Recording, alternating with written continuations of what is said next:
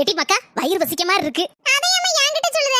உன் மருமகளை கூட்டி சொல்லி தோசை கிசை சுட்டு தருவா. வாங்கிட்டு போய் சொன்ன பாரு என்ன சொல்லணும்? மருமகளே என்னத்தை கூப்பிட்டியளா? ஆமா மருமகளே, வயிறு வசிக்கி 2 தோசை சுட்டு கொண்டாயா. இப்ப வாரத்தை அரை மணி நேரத்திற்கு பிறகு. என்ன மருமகளே இப்ப வரேன்னு போன ஒரே பக்கம் போயிட்ட.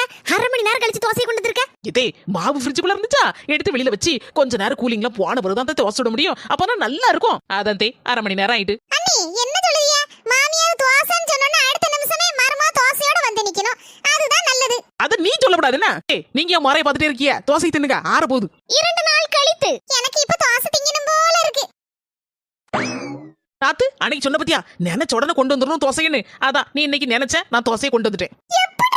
நாத்து ஒரு வாரத்துக்குள்ள தோசைய நல்ல வட்ட வட்டமா சுட்டு அப்படியே மடிச்சு ஹாட் பாக்ஸ்ல வச்சு ஃப்ரிட்ஜுக்குள்ள தள்ளிட்டேன். எல்லாம் ரெடியா இருக்கும். நீ கேட்கறதுக்குள்ள நான் கொண்டு உன் கையில நீட்டிடுவேன். நீ இன்னும் டக்கு டக்கு டக்குன்னு சாப்பிடலாம்.